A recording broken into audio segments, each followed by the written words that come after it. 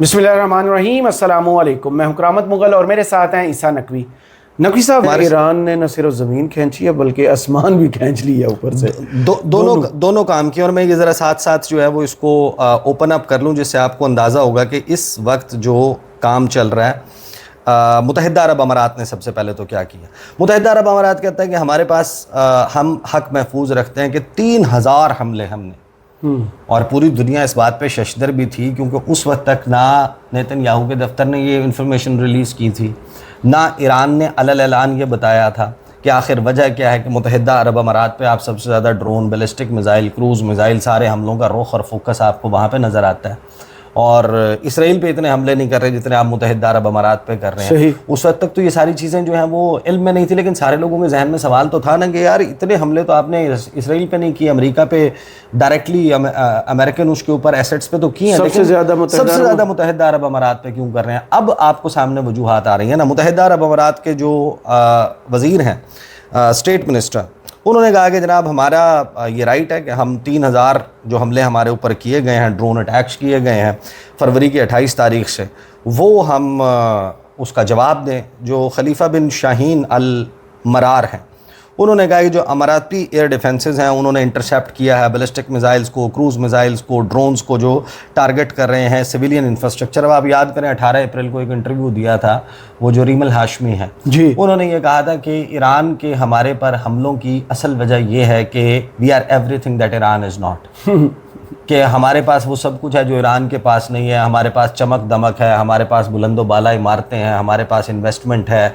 लोग हमारे पास एंटरटेनमेंट के लिए आते हैं, लोग हमारे पास सरमायाकारी के लिए आते हैं। हमने अपने ख़जानों को आवाम की फलाह व बहबूद के लिए इस्तेमाल किया है। ईरान ने अपने ख़जानों को, तेल की दौलत को जो है वो अपना डर्टी बॉम्ब बनाने के लिए, वहाँ पर अपने बैलिस्टिक मिज़ाइल प्रोग्राम के लिए, ड्रोन के लिए, आवाम की फलाह व बहबूद का उन्होंने ख्याल नहीं रखा। ये तो अब आपको पता चला कि ईरान के जो हमले हैं वो देवर फॉर स्पेसिफिक रीज़न।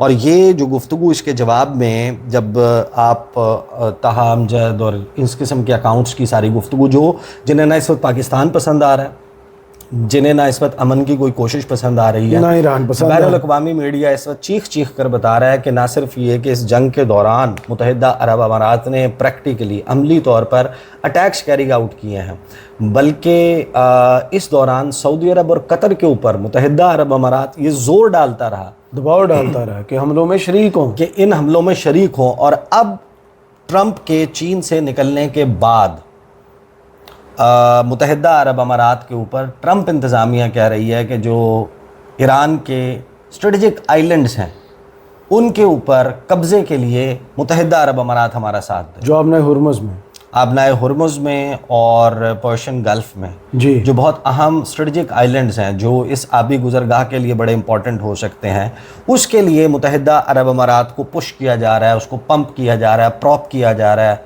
उसको थपकी दी जा रही है कि जला के अलाव में कूदने का कहा जा रहा है कि हाँ, भाई कि आप जाएं जले पाँव के साथ फिर छलांग लगा दो। अच्छा, ये मैं ये निकाल लेता हूँ। इनकी जो प्रोफेसर मिरांडी हैं, इनकी जो गुफ्तगू है इससे आपको अंदाज़ा हो जाएगा कि इस वक्त ईरान जो है वो क्या मंसूबा बंदी कर ले। फिर हम आएंगे इस लास्ट इसको कंक्लूड करेंगे कि क्यों ये तकरीबन नामुमकिन नज़र आता है कि ईरान और मुत्तहिदा अरब अमारात के दरमियान मामला जिस नहज पे पहुंच गया, यहाँ से बाउंस बैक करना इंतहाई मुश्किल है। ये प्रोफेसर मिरांडी की गुफ्तगू सुने, और ये गैर सरकारी, नीम सरकारी तर्जुमान है। What the Emirates has done. ये शुरू से Iran knows exactly what the Emirates has done, and Iran knows exactly where the Israeli radar installations were, and it knows exactly where Mossad was based in the Emirates, and it knows everything. It knows everything that it needs to know, and Iran knows what planes struck Iranian targets and from where, especially after the ceasefire. The Emiratis cannot hide anything from Iran. It's a tiny regime with 1.12 million citizens. It has 10 million people living on that land who are not, most of whom overwhelmingly, they're not citizens. Iran gets ample information from inside that country. So they cannot hide anything from Iran. And during the war, they played a very clear role against the country. We know that American troops also, aside from the Israelis, we know that American troops are there. We know that American jets are there. There's all of the 5 countries, including Oman as a 6th country, all of them were cooperating with the United States. U.S. jets flew over their territory. They used their airports. They used their land. They fired missiles from the lands of different countries. They used the sea of these countries to attack Iran. But the Emirates showed a particular malice. And of course, that's in line with the general policy of the Abu Dhabi regime and Mohammed bin Zayed. We've seen what he's done in the Horn of Africa. We've seen what he's done in Sudan, in Somalia, in Yemen. It's a pattern. His policies are the policies of the Israeli regime, more than any of these other U.S. proxies in the region. The only country that refrained and refused to take part in the war in Iran is Oman. And look at Oman today. It is reaping the benefits. It has been untouched, and even though the Emirates most probably carried out false flag operations in Oman on the first couple of days, but other than that, it's untouched. So the model of the Iranian-Omani relationship is something that the other countries in the region could have pursued, but instead they decided to follow their overlord in Washington. But of course, as I said, the behavior of Mohammed bin Zayed goes far beyond anyone else in his malice.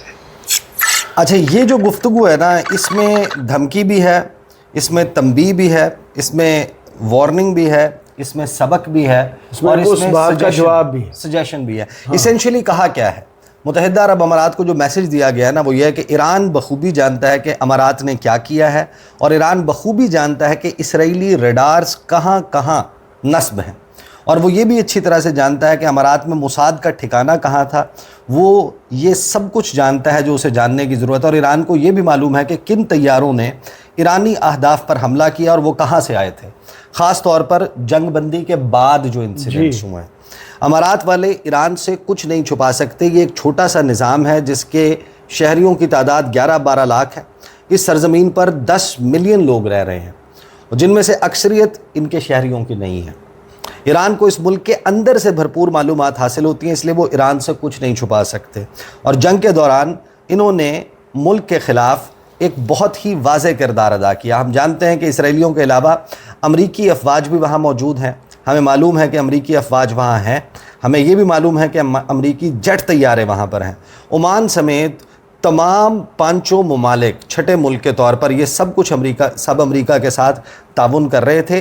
अमरीकी jet तैयारों ने इनकी हदूद से परवाज़ें की, उन्होंने इनके हवाई अड्डों को इस्तेमाल किया, इनकी सरज़मीन का इस्तेमाल किया, उन्होंने मुख्तलिफ़ ममालिक की ज़मीन से मिज़ाइल दागे, उन्होंने ईरान पर हमला करने के लिए इन ममालिक के समंदर का इस्तेमाल किया। लेकिन अमारात ने एक ख़ास किस्म का अनाद और बुग़्ज़ दिखाया, और यकीनन ये अबू धाबी के निज़ाम और मोहम्मद बिन ज़ायद की अमूमी पॉलिसी के मुताबिक है। हम देख चुके हैं कि उन्होंने हॉर्न ऑफ अफ्रीका में क्या किया, हम देख चुके हैं कि उन्होंने सूडान में, सोमालिया में, यमन में क्या किया है। ये एक तयशुदा तरीक़ाकार है, इनकी पॉलिसियाँ इसराइली निज़ाम की पॉलिसियाँ हैं। ख़ित्ते में मौजूद अमरीका के किसी भी दूसरे आलाकार से बढ़कर वाहिद मुल्क जिसने गुरेज़ किया और ईरान के ख़िलाफ़ जंग में हिस्सा लेने से इनकार किया, वो ओमान है।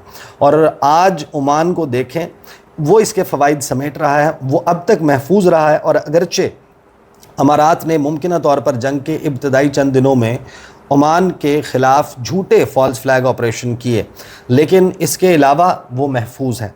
चुनाचे ईरान और ओमान के ताल्लुकात का नमूना एक ऐसी चीज़ है जिस पर ख़ित्ते के दूसरे मुल्क भी अमल कर सकते थे, लेकिन इसकी बजाय उन्होंने वाशिंगटन में बैठे अपने आकाओं की पैरवी का फ़ैसला किया।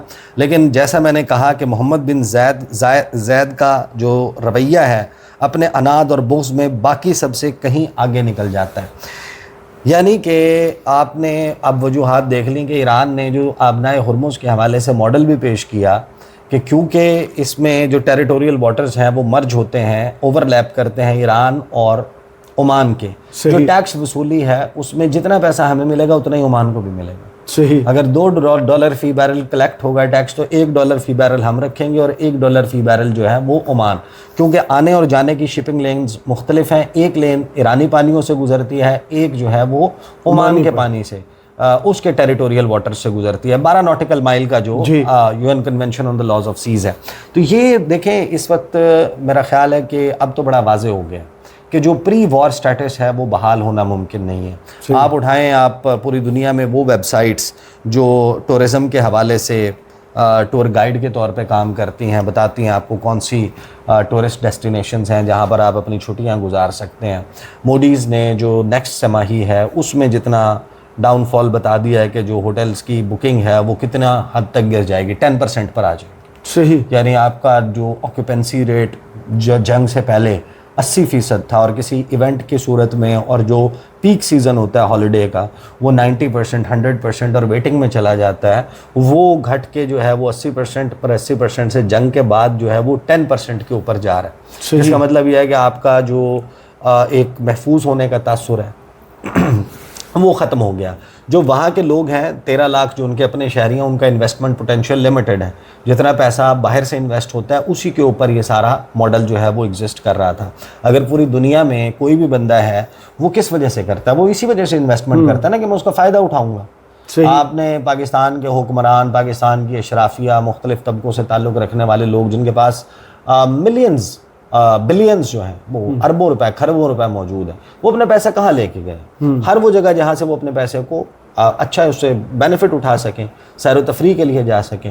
دبئی جو ہے یا متحدہ عرب امارات کی مختلف ڈیسٹینیشنز, آپ صبح کی فلائٹ لیں, وہاں پر پہنچیں, شام کو آپ واپس آ جائیں. تو جب آپ کا یہ کانسیپٹ ہی ختم ہو جائے گا اور آپ ایک سیکورٹی اسٹیٹ میں کنورٹ ہو جائیں گے کہ جہاں پر آپ اسرائیل کے ساتھ, امریکہ کے ساتھ, انڈیا کے ساتھ ایسی ڈیفنس ڈیلز کر رہے ہوں گے جس پر خطے کے دیگر ممالک کو اعتراض ہوگا, چاہے وہ ایران ہو, سعودی عرب ہو, قطر ہو, بحرین ہو. بحرین اگرچہ زیادہ ٹورڈز UAE ہے, لیکن قطر جو ہے اس کے ساتھ تو ظاہر ہے کہ بڑے مسائل ہیں. ناکہ بندی کی تھی 2019 سے 2022 تک. ہاں, تو وہ جو بیسیکلی پیریڈ ہے, اب آپ یوں سمجھیں کہ ایک ایسا معاملہ ٹریگر کر دیا ہے جانے انجانے میں, جانتے بوجھتے ہوئے, یا پھر جسے کہتے ہیں کہ آپ نے حالات ایسے تھے کہ یہ سارا کچھ بن گیا, یا غلط فہمی اور خوش فہمی جب مکس ہوتی ہے یہی صورتحال تو ہوتی یہ ہے. دعویٰ کرنا اور اس اعتماد کا اظہار کرنا کہ ہم باؤنس بیک کریں گے, تو باؤنس بیک کرونا سے ہوتا ہے, باؤنس بیک جو ہے وہ عالمی کساد بازاری سے ہوتا ہے,